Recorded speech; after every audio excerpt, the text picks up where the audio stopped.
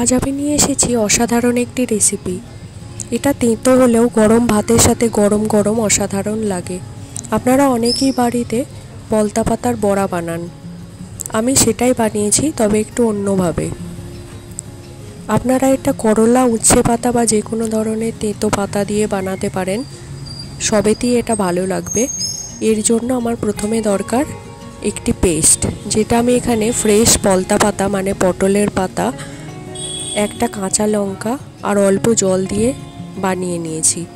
এরপর একটি মিক্সিং বোলের মধ্যে পাতা বাটা, বেসন, কয়েক চিমটা চিনি, স্বাদ অনুযায়ী লবণ, অল্প হলুদ গুঁড়ো আর অল্প কাশ্মীরি লঙ্কা গুঁড়ো আর পরিমাণ মতো পোস্ত বাটা দিয়ে ভালো করে মেখে নেব।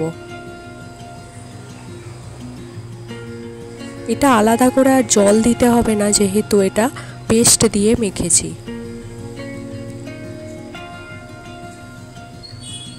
যদি ভিডিওটি ভালো লেগে থাকে তাহলে ছেড়ে যাওয়ার আগে অবশ্যই লাইক, কমেন্ট, ফ্যামিলি, বন্ধুবান্ধবদের সাথে রেসিপিটি শেয়ার করবেন।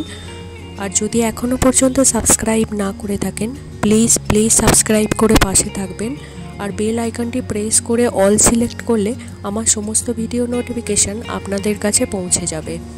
এরপর আমি একটি ফ্রাই প্যান গরম করে তার মধ্যে অল্প তেল নিয়েছি, নিয়ে এটা অল্প অল্প করে বড়ার শেপে দিয়ে হালকা আঁচে মুচমুচে করে ভেজে নেব।